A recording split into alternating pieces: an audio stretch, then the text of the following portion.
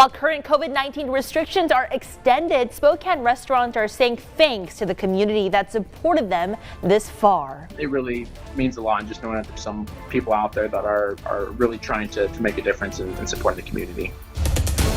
Though we saw record snow yesterday, we're looking at warmer temperatures and rain for this upcoming holiday weekend.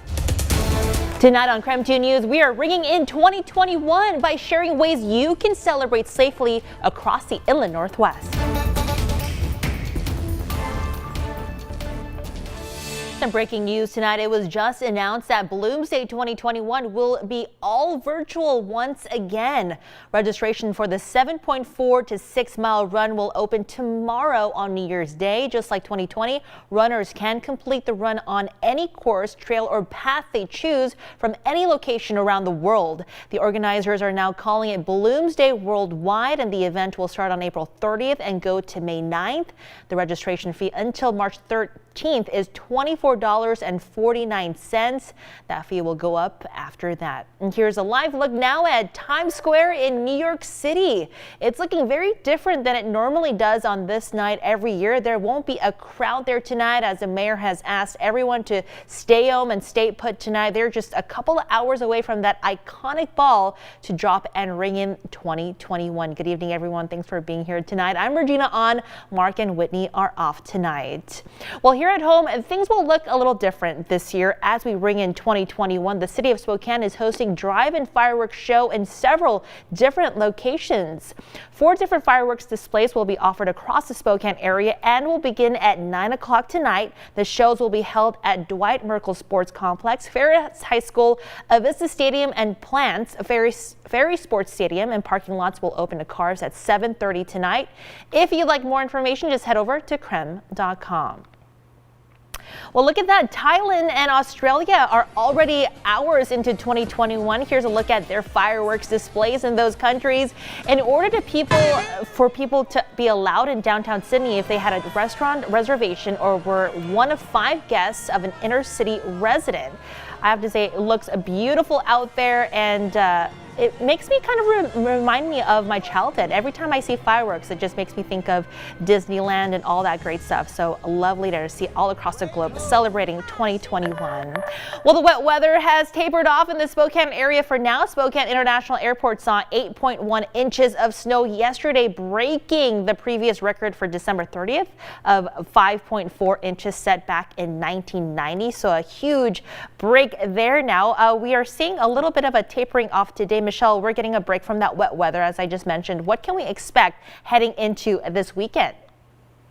Well, the good news is for those folks who are wanting to participate in those drive-through fireworks displays, weather's going to be a lot easier to deal with. Things are pretty quiet right now across the Inland Northwest as we take a look at satellite and radar. Just a few sprinkles this morning in southeastern Washington, but things have really quieted down. We do have cloudy skies out there, but do expect the weather to remain dry through the evening and early overnight hours. Here's a look at the next 12 hours temperature-wise. The other good thing, if you're going to have to be getting out of your car, it's not going to be warm, but certainly warmer than average for this time of year. Temperature should stay above freezing all night, so we should be in the middle 30s through much of the evening and overnight hours. Currently sitting at 35 degrees in Spokane, 35 in Coeur d'Alene. It has dropped down to freezing in Ritzville and Grand Coulee, just below freezing in Omak, but generally mild across the Inland Northwest. Interesting to note as we look at temperatures over the last 24 hours, considering our average high is only 32 degrees, is that we have not been below freezing at all in the last 20 hours. In fact, we've been in the mid-30s for most of the morning and the afternoon, so that snow is already starting the process of melting off. We're going to be adding even warmer temperatures and rain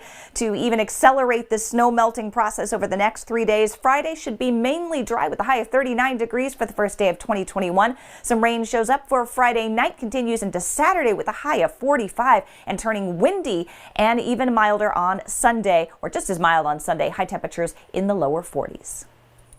All right, Michelle, thank you. Well, the statewide eviction moratorium has formally been extended in Washington. That will last through March of 31st, 2021. It bans, with limited exceptions, residential evictions and late fees on unpaid rent. It also requires landlords to offer residents a repayment plan on unpaid rent. And new information coming in this afternoon. One person is dead after a shooting in Spokane Valley this morning. That shooting happened at the intersection of 6th Avenue and Park Road, and that's near the Brookdale Park Place, a retirement community. Now, witnesses say police that they saw an injured person lying in a driveway. They then saw two people run away from the scene. Police say the shooting started as an altercation between two men and a woman. A canine and helicopter unit searched this area earlier this morning. Now, detectives are asking for any information from anyone to come forward. Call Crime Check, that number on your screen right now. Let's get to our other top stories at this hour. The Black Diamond, a Spokane Valley bar, appears to be closing its doors after it defied the governor's orders, and that's due to the State Liquor and Cannabis Board issuing a 180-day suspension of its liquor license if it did not comply with COVID-19 rules. Now, the bar took to Facebook on December 15th to say it would reopen for indoor dining, and you may remember back in May, the bar stayed open during the statewide stay-at-home order. The Black Diamond says they will close at 5 p.m. and tonight. And our other stories at this hour, statewide restrictions due to COVID-19 have been extended once again, this time until the 11th of January. Now, the restriction was set to expire on the 4th. The governor made that announcement this morning. So here's what you need to know about those next round of rules. An updated plan is being developed by state leaders. They hope to provide a pathway for businesses and workers impacted by this order to reopen safely. Now, the plan is set to be released next week.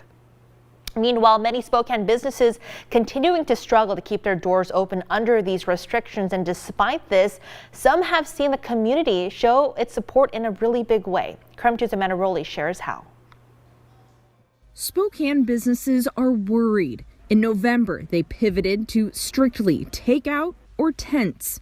Now they're facing another week of the same restrictions, unsure of how things will pan out in the new year. It's challenging. I mean, we're tempted to say, do we even keep this business? Do we want to keep doing this? But what brings them hope is you, the community that has not allowed the troubles of 2020 to slow down its generosity and support. I'm overwhelmed by how much support we've received from the community. Lisa Poole says her staff at Poole's Public House have seen quite a few ups and downs this year. But customers new and old always seem to come through when the going gets really tough. STCU came in and bought $1,500 in gift cards from us. That was like amazing. And then even now, over the Christmas holiday, we had so many people reach out via social media and say, hey, how can we support you? Or we want to buy gift cards. For Christmas, Crimson Hearth in Spokane Valley had no idea what treat the community had in store. The Spokane Quarantine Group raises money to buy hundreds of meals at a local business, then the community eats for free. Last week, it purchased 250 of Crimson Hearth's scrambled egg meals with a coffee. It was awesome. I actually had no idea what Spokane Quarantine was. They made the announcement on Facebook, and did the community show up? Owner Caston Peterson says they served all 250 meals in just under 2 hours. Some customers decided to join in on the generosity and paid it forward for 50 more meals. Honestly, just thank you. And it really is a huge blessing for us. And not just for us, but other small businesses out there. I tell anyone, even if it's not us, go support someone locally. It is really absolutely huge. So keep ordering, Spokane. Your businesses thank you and cannot wait to invite you to dine in with them soon. Amanda Rowley, Creme 2 News.